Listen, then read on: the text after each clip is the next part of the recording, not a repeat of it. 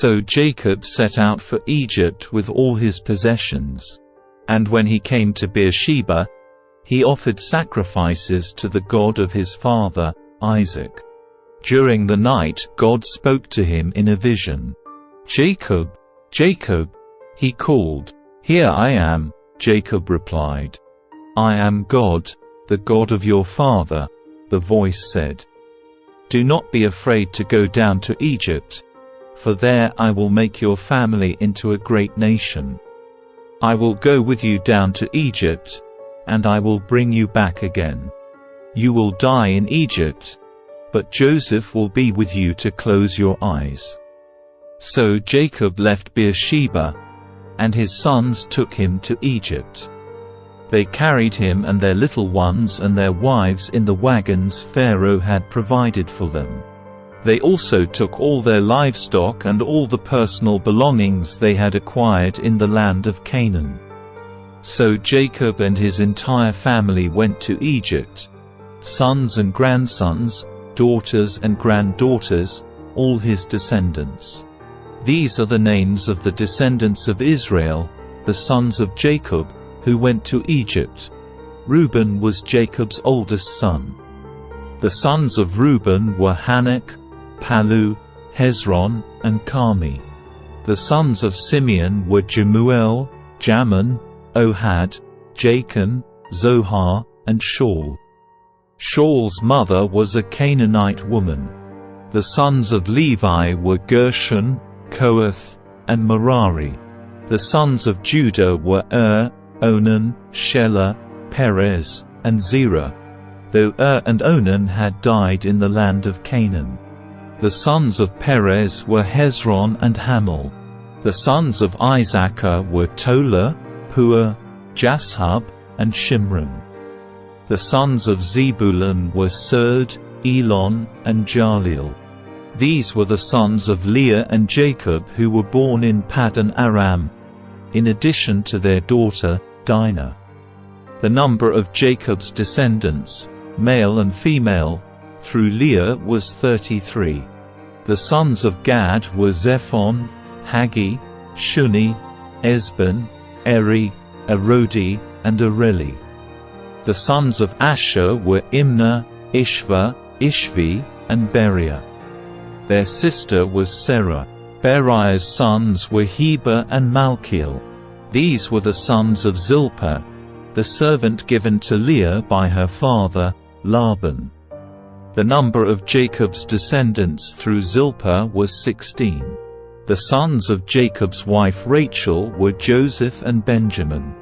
Joseph's sons, born in the land of Egypt, were Manasseh and Ephraim.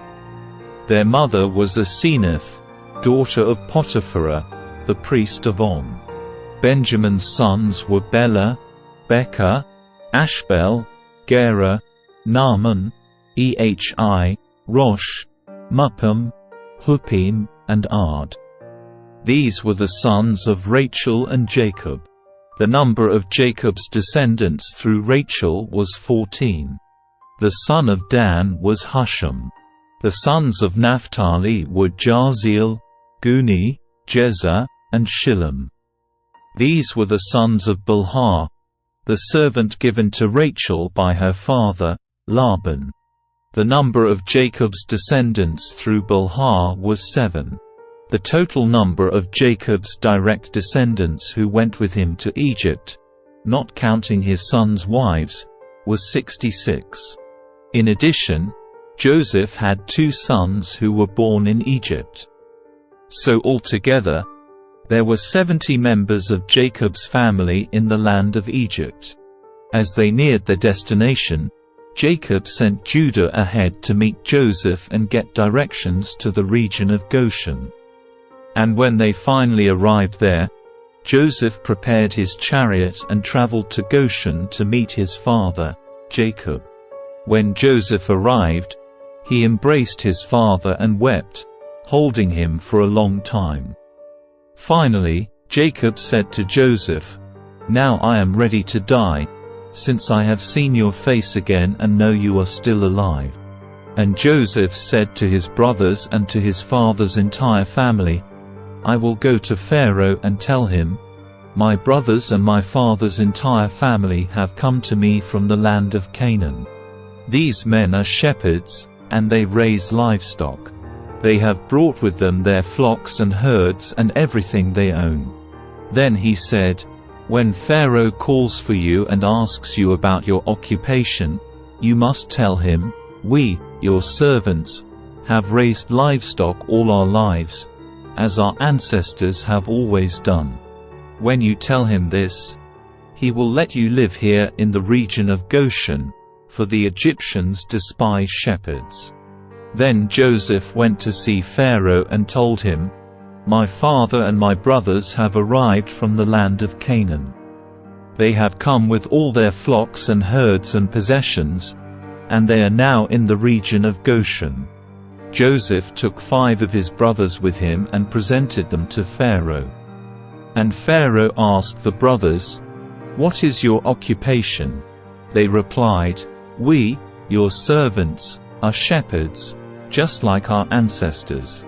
We have come to live here in Egypt for a while, for there is no pasture for our flocks in Canaan. The famine is very severe there. So please, we request permission to live in the region of Goshen." Then Pharaoh said to Joseph, "Now that your father and brothers have joined you here, choose any place in the entire land of Egypt for them to live. Give them the best land of Egypt. Let them live in the region of Goshen. And if any of them have special skills, put them in charge of my livestock, too." Then Joseph brought in his father, Jacob, and presented him to Pharaoh. And Jacob blessed Pharaoh. "How old are you?" Pharaoh asked him. Jacob replied, "I have traveled this earth for 130 hard years. But my life has been short compared to the lives of my ancestors." Then Jacob blessed Pharaoh again before leaving his court. So Joseph assigned the best land of Egypt, the region of Ramesses, to his father and his brothers, and he settled them there, just as Pharaoh had commanded. And Joseph provided food for his father and his brothers in amounts appropriate to the number of their dependents, including the smallest children. Meanwhile, the famine became so severe that all the food was used up, and people were starving throughout the lands of Egypt and Canaan. By selling grain to the people, Joseph eventually collected all the money in Egypt and Canaan, and he put the money in Pharaoh's treasury. When the people of Egypt and Canaan ran out of money, all the Egyptians came to Joseph. "Our money is gone," they cried. "But please give us food, or we will die before your very eyes." Joseph replied, "Since your money is gone, bring me your livestock. I will give you food in exchange for your livestock."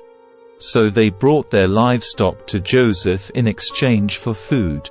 In exchange for their horses, flocks of sheep and goats, herds of cattle, and donkeys, Joseph provided them with food for another year. But that year ended, and the next year they came again and said, "We cannot hide the truth from you, my lord. Our money is gone, and all our livestock and cattle are yours. We have nothing left to give but our bodies and our land.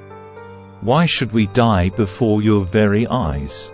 Buy us and our land in exchange for food. We offer our land and ourselves as slaves for Pharaoh. Just give us grain so we may live and not die, and so the land does not become empty and desolate." So Joseph bought all the land of Egypt for Pharaoh. All the Egyptians sold him their fields because the famine was so severe, and soon all the land belonged to Pharaoh. As for the people, he made them all slaves, from one end of Egypt to the other. The only land he did not buy was the land belonging to the priests.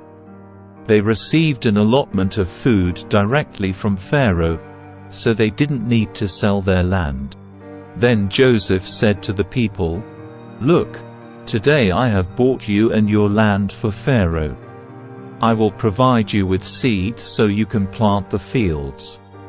Then when you harvest it, 1/5 of your crop will belong to Pharaoh. You may keep the remaining 4/5 as seed for your fields and as food for you, your households, and your little ones. You have saved our lives, they exclaimed. May it please you, my lord, to let us be Pharaoh's servants. Joseph then issued a decree still in effect in the land of Egypt, that Pharaoh should receive 1/5 of all the crops grown on his land. Only the land belonging to the priests was not given to Pharaoh. Meanwhile, the people of Israel settled in the region of Goshen in Egypt. There they acquired property, and they were fruitful, and their population grew rapidly. Jacob lived for 17 years after his arrival in Egypt, so he lived 147 years in all. As the time of his death drew near, Jacob called for his son Joseph and said to him, "Please do me this favor. Put your hand under my thigh and swear that you will treat me with unfailing love by honoring this last request. Do not bury me in Egypt. When I die, please take my body out of Egypt and bury me with my ancestors." So Joseph promised, "I will do as you ask." "Swear that you will do it," Jacob insisted. So Joseph gave his oath, and Jacob bowed humbly at the head of his bed.